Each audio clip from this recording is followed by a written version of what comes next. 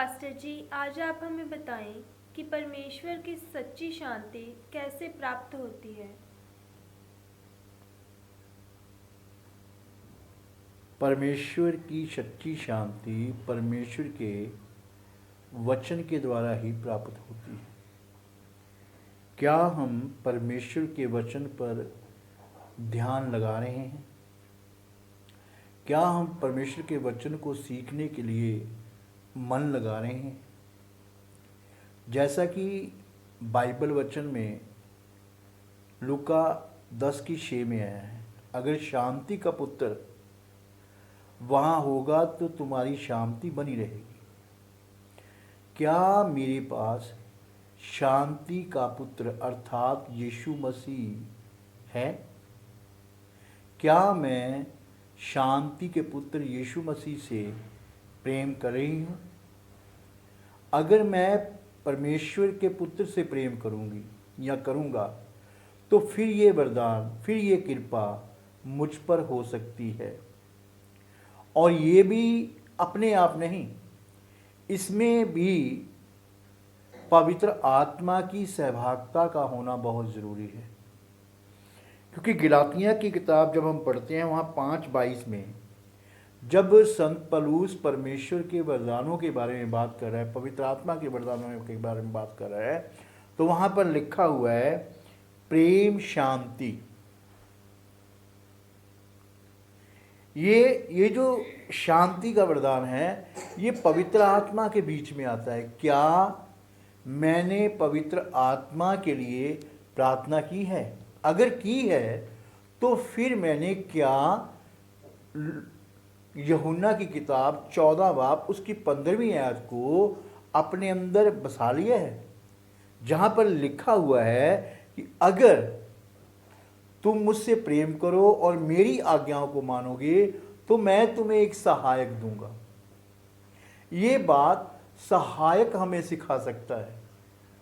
क्या आज मैं सहायक से मदद ले रहा हूँ? क्या मैंने कभी सहायक से कहा है या मैंने सहायक से मित्रताई की है कि खाली मैं हे प्रभु करके कह रहा हूँ? अगर आपकी चिंता परमेश्वर की शांति पाने में है तो परमेश्वर की चिंता भी आपको शांति देने में है। जब हम यिर्मयाह की किताब उसका 6 अध्याय उसकी 14वीं आयत को पढ़ते हैं तो वहाँ पर परमेश्वर अपने मन की बात यिर्मयाह पर अपनी प्रजा के लिए प्रकट करता है, अपने लोगों के लिए प्रकट करता है।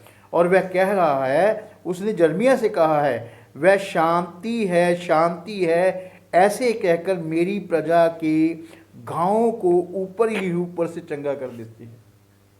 ये नहीं देखते हैं कि उनके घर में क्या प्रॉब्लम है, बेटी में प्रॉब्लम है, बेटे में प्रॉब्लम है, घर के अंदर फाइनेंशियली प्रॉब्लम है, ये नहीं देखते हैं। सिर्फ मेरी प्रजा के लोगों को वो कहते शांति है। यहाँ पे जैसे लिखा है तो फिर परमेश्वर की कितनी बड़ी चिंता है। और यही बात 8वें अध्याय में, यिर्मयाह की किताब 8वें अध्याय में भी यही बात आती है कि परमेश्वर आज चिंता में है। परमेश्वर अपनी प्रजा के लिए चिंता रखता है। उसकी 8:11 में लिखा है, उन्होंने शांति है ऐसा कहकर मेरी प्रजा के घावों को ऊपर ऊपर से चंगा किया है, परंतु कुछ भी शांति नहीं है।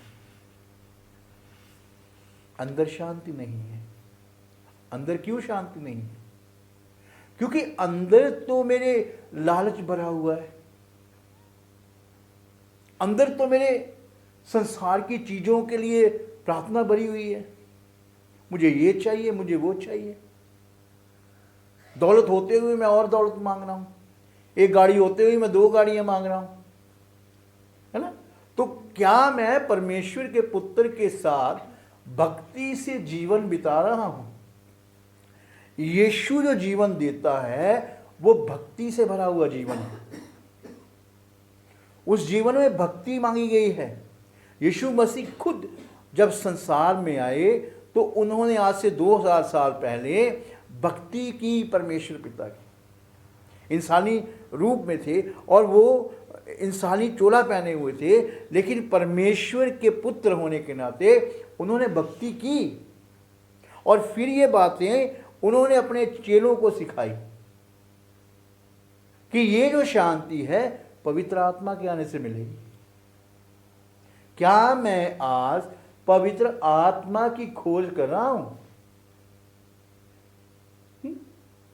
अगर मैं नहीं कर रहा हूं तो फिर नहीं होगा। मैं किसी पवित्र आत्मा के से भरे हुए इंसान के पास जा रहा हूं प्रार्थना के लिए, क्योंकि उन दिनों जब यीशु मसीह आज से 2000 साल पहले परमेश्वर की कथा का प्रचार कर रहे थे, तो उस समय भी बाइबल हमें बताती है कि एक दिन यीशु मसीह एक नगर से होते हुए जा रहे थे। तो एक आदमी था जिसका नाम यकी था, और यकी यीशु से मिलने के लिए अपने घर से सुबह सुबह निकलकर एक गलूर के पेड़ में बैठ गया और अपने आप को उसने पत्तों में छुपा लिया। बाइबल हमें सिखाती है कि उस दिन यीशु मसीह जब उस रास्ते से जा रहे थे तो वो जाकर उसी वृक्ष के नीचे खड़े हो गए और खड़े होकर उन्होंने यकी को आवाज दी, ये यकी नीचे उतर। अब यकी हैरान था कि मैंने तो अपने आप को छुपाया हुआ है, लेकिन प्रभु कैसे जानते हैं कि मैं गलूर के पेड़ पे बैठा हुआ। उन्होंने कहा, यकी नीचे आ, मैं तेरे घर चलूंगा। अब यकी नीचे आया और यीशु मसीह उसके घर की ओर जा रहे हैं उसके साथ साथ। अब देखिए वहां पे ये अभी आपने पंजाबी की बाइबल से पढ़ा है, पुत्र का वहां पे होना जरूरी है, शांति के पुत्र का। तो उस दिन यकी के घर में शांति का पुत्र था, लेकिन जब शांति का पुत्र नहीं था तो तब क्या था? वो तो एक यहूदी मत का इंसान था यकी। लेकिन फिर भी वो जो यकी के घर में जब शांति का पुत्र बैठा हुआ है, परमेश्वर का पुत्र बैठा हुआ है, शांति देने वाला बैठा हुआ है, तो यकी ने यीशु मसीह की ओर ध्यान लगाया है। क्या आज की कलीसिया या हम लोग यीशु मसीह की ओर ध्यान लगा रहे हैं? ध्यान कब लगेगा? जब हम भक्ति करेंगे, जब हम भक्ति भरा जीवन बिताएंगे। ये जो वरदान है, प्रेम, शांति, आनंद, ये भक्ति भरे वरदान है। ये ऐसे नहीं है जैसे आज संसार में देखे जा रहे हैं। कैसे संसार में देखे जा रहे हैं? क्या हम सचमुच अगर शांति चाहते हैं तो हमें प्रभु की भक्ति करनी होगी। और यकी जब अपने घर में है तो यकी को पता चल गया कि मेरे अंदर कौन सी चीज है जो मुझे प्रभु की भक्ति नहीं करने दे रही है, कौन सी ऐसी बात है जो मुझे अशांत करती है। उसकी होठ पैसा कमाने में लगी हुई थी।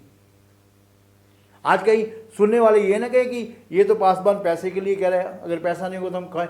पैसा कमाओ, मेहनत करो, पैसा कमाओ, ऐसा कुछ नहीं है कि ना कमाओ। लेकिन कहीं आपका ध्यान उस पैसे पे तो नहीं लगा हुआ है। आपके अंदर कौन सी बात छुपी बैठी है? चोरी, पाप, घिना, झूठ, कपट, जिसने आपको अशांत किया हुआ है। और मैं कहता हूं आपके घर में उधार आ गया। घर क्या है? आपका हृदय, आपकी देह पवित्र आत्मा का मंदिर है। इसमें शांति का होना जरूरी है। क्या इसमें शांति है? किसमें लालच भरा हुआ है? बच्चा, परमेश्वर की शांति तुम्हें मसीह यीशु में मिल सकती है, परमेश्वर के वचन को मानने के द्वारा। परमेश्वर की शांति तुम्हें तब मिल सकती है जब तुम सबसे पहले परमेश्वर के हुक्म की पालना करो और यीशु मसीह से प्रेम करो। और अगर मैं सिर्फ इस बात के लिए यीशु के पास जा रहा हूं कि मुझे संसारिक चीजें चाहिए, तो वो कहता ठीक है, ले लो, कोई बात नहीं है, ले लो तुम। लेकिन लास्ट में उस दिन जब समय आएगा, तुमको हे प्रभु, हे प्रभु, मैंने तेरे नाम से बहुत कुछ किया है, तो कहता मैं कहूँगा मैं तुझे जानता नहीं, क्योंकि तेरे ऊपर पवित्र आत्मा की अगुवाई नहीं है, तेरे ऊपर तो संसार की गवाही है। अगर आपको शांति चाहिए तो परमेश्वर भी इस बात में चिंता में है कि उसकी प्रजा के पास आज शांति नहीं है। भटके हुए हैं सब लोग, भटक रहे हैं, कोई यहाँ कोई वहाँ, कोई यहाँ कोई वहाँ, भटक रहे हैं। कभी प्रभु के साथ बैठकर देखो, बैठो उसके साथ प्रार्थना करके देखो। कभी उसकी बात सुनकर चेलों की तरह चेले बनकर देखो और उसका मुझे प्रार्थना करने सिखाए। जब प्रभु सिखाएगा तो आप एक भक्ति भरा जीवन व्यतीत करेंगे और उसकी जो आज्ञाएं हैं परमेश्वर की, उनको तुम मानोगे तो फिर आपके अंदर सच्ची शांति आ जाएगी। और यकी उस दिन जब यकी के घर में यीशु बैठा हुआ है, यीशु ने कुछ नहीं कहा उसे कि तू पैसे से छोड़ दे, तू घर को ये कर दे, नहीं। बाइबल कहती यीशु मसीह बैठा हुआ है और यकी यीशु के प्रेम से भरता जा रहा है। उसको पता है वहां पर मैंने कुछ रखा है, वहां पर मैंने धन छुपाया हुआ है, और वो धन 2 नंबर का है। वो निकालता है और यीशु के सामने भाग भाग के उस धन को बाहर फेंक रहा है, क्योंकि आज उसके घर में परमेश्वर के पुत्र की शांति आ गई थी। क्या मसीही लोग जो अपने आप को मेरे जैसे मसीही लोग कहते हैं, क्या वो सच्ची शांति की खोज में है? क्या उनके पास सच्ची शांति है? नहीं। हमें सच्ची शांति की तलाश में निकलना पड़ेगा, और वो शांति पिता से पुत्र के द्वारा और पुत्र से पवित्र आत्मा के द्वारा मिल सकती है। जब वो आएगा और वह तुम्हें सिखाएगा, ऐसा वचन में लिखा है। कौन आएगा? पवित्र आत्मा। क्या मैंने पवित्र आत्मा को अपने घर में स्थान दिया है?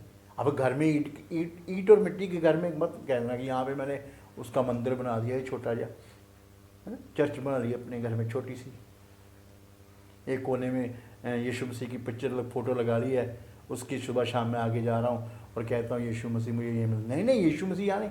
यीशु मसीह तुम्हें रोड पे भी मिलेंगे, यीशु तुझे हॉस्पिटल में भी मिलेंगे, यीशु तुम्हारे काम पे भी मिलेंगे, सब जगह यीशु तुम्हें मिलेंगे, क्योंकि वो जीवित प्रभु है।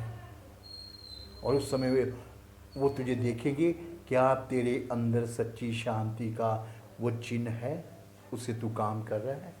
अगर तू कर रहा है तो फिर वो सच्ची शांति का एक बीज जो है वो बढ़ना शुरू होगा और तेरे अंदर पौधा बन जाएगा, और तू दूसरों को भी आशीष दिया करेगा।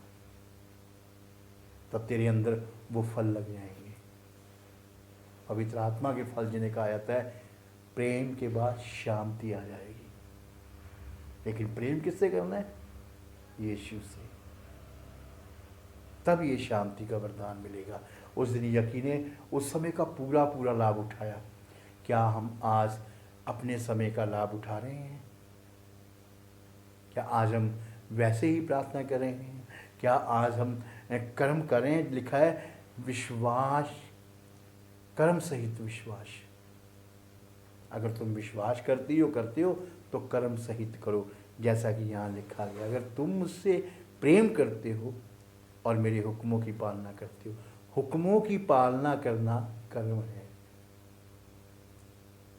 ये मेरा कर्म बन जाए ताकि उसकी सच्ची शांति मैं ले लूँ और दूसरों को भी शांति दिया करूँ।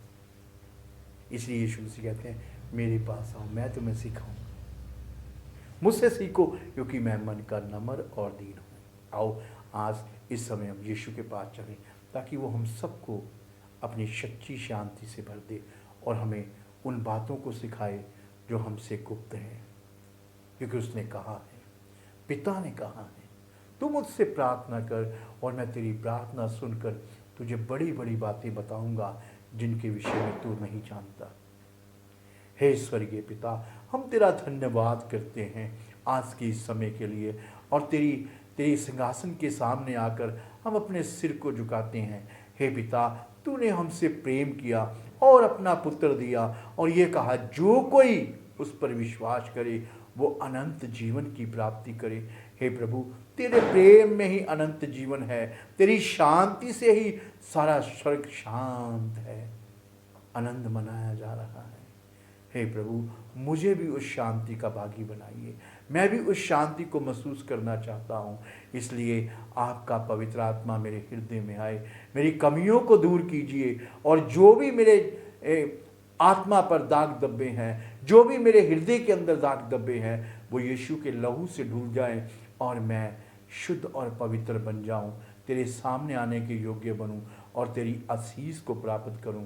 हे पिता, तू सब सुनने वालों को भी अपनी शांति से भर दे। हे पिता, तेरी रहमत सदा सब पर बनी रहे। मेरे देश पर, मेरे देश के लोगों पर तेरी शांति आ जाए और मेरे देश के अंदर शांति का माहौल आ जाए पिता। और ये सब कुछ मेरे उद्धारकर्ता यीशु नासी के सामर्थी नाम से हो जाए। आमीन। आमीन।